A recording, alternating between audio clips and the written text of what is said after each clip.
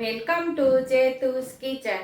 તો આજે આપણે બનાવવાના છીએ મેથીનું મસ્ત એવું ટેસ્ટી શાક। તો અહીંયા આપણે એક બંચ મેથીનો લઈ અને સરસ સાફ કરી અને સુધારી લીધી છે।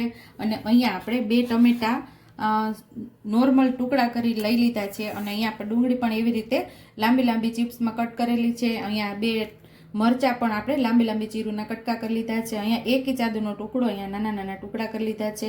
અને એક આખું લસણ ફોલી અને અહીંયા લસણની કળીઓ લઈ લીધી છે ને અડધું લીંબુ છે। તો અહીંયા આપણે પહેલા ટમેટાની પ્યુરી અને આ બધું દરદરું પીસી લેવાનું છે। તો આપણે પહેલા પીસી લેશું। તો મિક્સર જારની અંદર ડુંગળી લસણ અને આદુ મરચા આપણે પીસી લેવાનું છે। અહીં આપણે દરદરી વરિયાળી લીધી છે, દરદરી ખાંડેલી મરચા પણ સાથે જ ઉમેરી દેશું।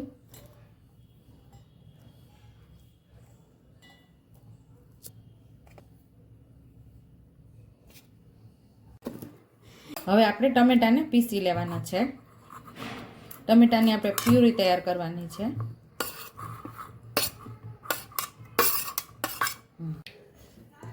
તો અહીંયા ટમેટાની પ્યુરી મસ્ત એવી તૈયાર થઈ ગઈ છે। તો બાઉલમાં આપણે એને પણ કાઢી લેશું। તો અહીંયા આપણે હવે ટમેટા અને આદુ લસણ મરચાંની પેસ્ટ તૈયાર કરી લીધી છે અને અડધી વાટકી જેટલો ચણાનો લોટ લઈ લીધો છે। આપણે તમે મેથીની ભાજીનું શાક તો ઘણીવાર બનાવ્યું છે, આજે પણ આપણે કંઈક અલગ જ રીતે બનાવશું, એટલે કે મેથીના કોફતા બનાવવાના છીએ। એ પણ તળિયા વગર બનાવશું। તો તમે આખી રેસીપી જોશો તો તમને ખ્યાલ આવશે કે આજે આપણે કઈ રીતે મેથીની ભાજીનું શાક બનાવવાના છીએ। તો આપણે જે પેસ્ટ તૈયાર કરી આદુ લસણ મરચાંની, એની આપણે 1 ચમચી ભરીનામાં લેવાનું છે। તો આનો એકદમ મસ્ત એવો આદુ લસણ મરચાંનો અને ડુંગળીનો સ્વાદ બેસી જાય આપણે જે મુઠિયા તૈયાર કરીને એમાં આપણે દરદરી જે વરિયાળી કાંડેલી એ પણ અહીંયા ઉમેરી દેવાની છે। સ્વાદ મુજબ આપણે અહીંયા મીઠું ઉમેરશું। જે પ્રમાણે તીખાશ ભાવે એ પ્રમાણે લાલ મરચું પાવડર અહીંયા ઉમેરવાનું છે। તો 2 નાની ચમચી જેટલું લાલ મરચું પાવડર, નાની ચમચી જેટલી હિંગ, 1 નાની ચમચી જેટલી હળદર, 1 નાની ચમચી જેટલું જીરું। હવે આપણે 1 ચમચી જેટલું અહીંયા તેલ ઉમેરવાનું છે। અહીંયા 1 ચમચી જેટલી આપણે ખાંડ ઉમેરશું। અહીંયા આપણે થોડું લીંબુ ઉમેરી દેવાનું છે। હવે આપણે આ બધો મસાલો મેથીની સાથે આપણે મિક્સ કરવાનો છે। હાથેથી જ મિક્સ કરશું એટલે સરસ એવો મિક્સ થઈ જાય। થોડા આપણે લીલા ધાણા ઉમેરવાના છે આમાં, એટલે આપણે લીલા ધાણા ઉમેરી દેવાના છે। એ પણ સાથે સરસ આપણે મિક્સ કરી લઈશું મેથી સાથે।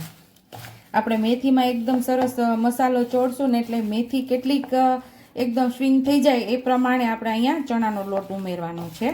જેમ જેમ તમે ઉમેરશો એમ મેથી થોડી ભેગી થતી જશે, એકદમ ઓછી દેખાશે કે આ ઘણી બધી મેથી હતી ને સાવ ઓછી થઈ ગઈ, પણ એકદમ સરસ આપણે મસાલો મિક્સ કરશું ને સાવ ઓછી મેથી દેખાશે અને આપણે ચણાનો લોટ ઉમેરવાની પણ આમાં ખબર પડી જશે કે કેટલો આપણે ઉમેરવો। અહીં આપણે થોડો થોડો લોટ ઉમેરી અને મુઠિયા વાળવાના છે। તો આપણે 3 ચમચી જેટલો પહેલાં લોટ ઉમેરશું અને મુઠિયાને વાળી લેશું। અહીં આપણે 3 ચમચી ઉમેરેલો છે લોટ। હવે કઈ રીતે જોશે ને એ હું તમને કહીશ આગળ।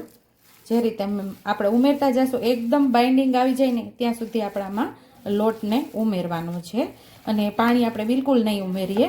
પહેલાં 3 ચમચી ઉમેરો અને પાછો પણ 3 ચમચી જ આપણે લોટ ઉમેરો છે, સરસ આપણે મિક્સ કરી લેવાનો છે।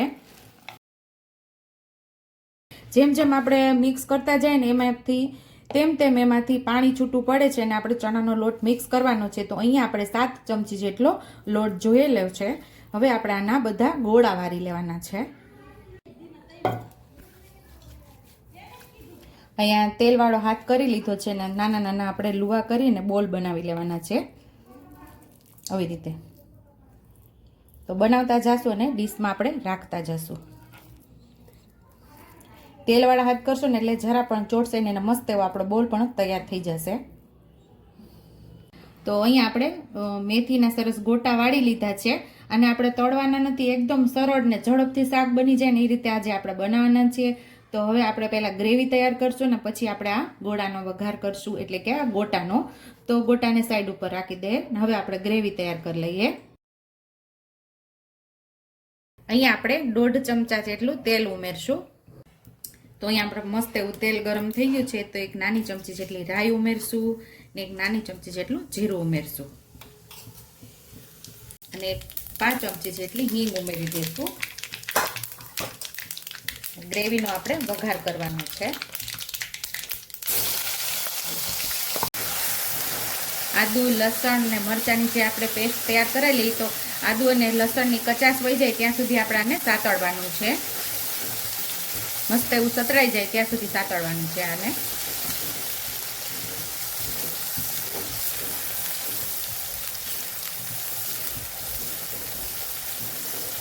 જે આપણે આદુ લસણ અને ડુંગળીનું જે પાણી થયું હોય, પાણી બધી બળી જાય ને એકદમ સરસ તેલ છૂટું પડી જાય ત્યાં સુધી આપણે આને સાતળવાનું છે. અહીંયા આપણે સરસ આદુ લસણ ને મરચાં સતળાઈ ગયા છે. તો ટમેટાની પ્યુરી અહીંયા આપણે ઉમેરી દેવાની છે. હવે ટમેટાની પ્યુરી ઉમેરીને સરસ બધું મિક્સ કરી લેવાનું છે. અહીંયા આપણે ગેસ ધીમો કરી દીધો છે અને બધા મસાલાને આપણે અહીંયા ઉમેરી દેવાના. 1 ચમચી જેટલી હળદર ઉમેરશું. જે પ્રમાણે તીખાશ ખાવે એ પ્રમાણે લાલ મરચું પાવડર ઉમેરવાનું છે. તો નાની 2 ચમચી જેટલું લાલ મરચું પાવડર ઉમેરશું. ધાણા જીરું ઉમેરશું. 2 નાની ચમચી જેટલું ધાણા જીરું ઉમેરશું. સ્વાદ મુજબ અહીંયા મીઠું ઉમેરી દઈશું. અહીંયા ગરમ મસાલો પણ ઉમેરી દઈશું. અહીંયા આપણે અડધી ચમચી જેટલો ચણાનો લોટ ઉમેરશું. આપણી આનાથી ગ્રેવી એકદમ મસ્ત થીક થશે. હવે બધું સરસ આપણે સાતળી લેવાનું છે.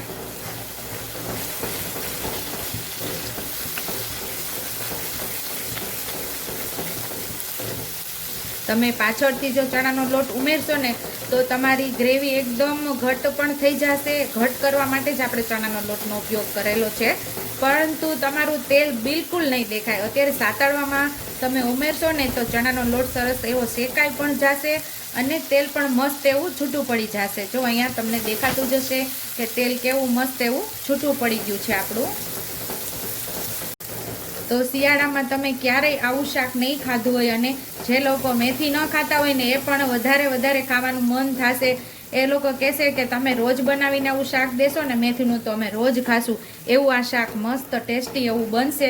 અને સાઈડ ઉપર મેં ગરમ પાણી રાખેલું, આપણી ગ્રેવી ઠંડી ના પડી જાય એટલા માટે મેં ગરમ પાણી રાખેલું છે. અને હવે આપણે ગ્રેવી તૈયાર થઈ ગઈ છે તો પાણી ઉમેરશું. આપણે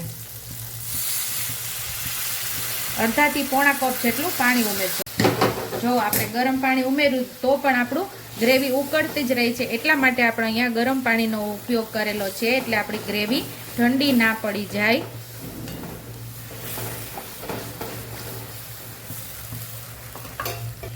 ધીમા ગેસ ઉપર આપણે ઢાંકીને થોડી ઉકળવા દેશું.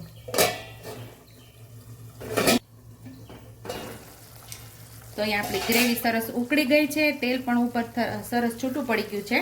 તો જે આપણે ગોટા તૈયાર કરીને રાખેલા એ આપણે હળવેકથી ઉમેરી દઈશું બધા.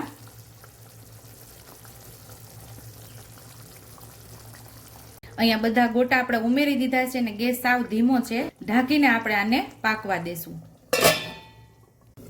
અહીંયા આપણે શાક ધીમા ગેસ ઉપર 5 મિનિટથી પાકે છે અને સાવ ધીમો ગેસ છે અને ઢાંકીને આપણે પાકતું. તો હવે આપણે જોઈ લઈશું. હળવા હાથે આપણે એને હલાવી લઈશું. આપણે બહુ હલાવશું તો આપણા ગોટા તૂટી જાય. એનું ધ્યાનથી આપણે હળવેકથી હલાવવાનું છે. જો તમે જ્યારે આપણે ઉમેર્યા ને ત્યારે ગોટા કેટલા નાના હતા.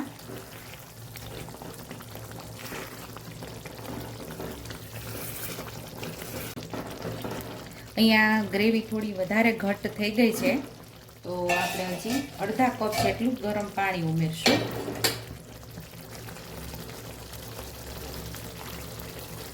તેલ સરસ છૂટું પડી જાય ને ત્યાં સુધી આપણે આને ઉકળવા દેવાનું છે. તો અડધા કપ જેટલું આપણે અહીંયા પાણી ઉમેરેલું છે. હવે આપણે ઢાંકીને પાછું ઉકળવા દઈશું. 3 મિનિટ જેવું આપણે એને થવા દઈશું. અહીંયા આપણે 3 થી 4 મિનિટથી આપણું શાક પાકે છે અને હવે જોઈ લઈશું. સાઈડ ઉપરથી તેલ પણ સરસ છૂટું પડી ગયું છે અને એક ગોટો લઈને આપણે જોઈ લેશું કે કેવું સરસ પાકી ગયું છે.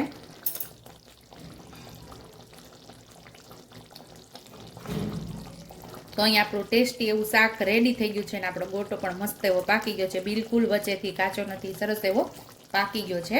તો સર્વિંગ પ્લેટમાં હવે આપણે સર્વ કરી લઈશું. મેથીની ગોટાનું ટેસ્ટી એવું શાક તૈયાર છે. ઉપરથી થોડા લીલા ધાણાથી આપણે ગાર્નિશ કરી દઈશું, મસ્ત એવો એનો દેખાવ આવે.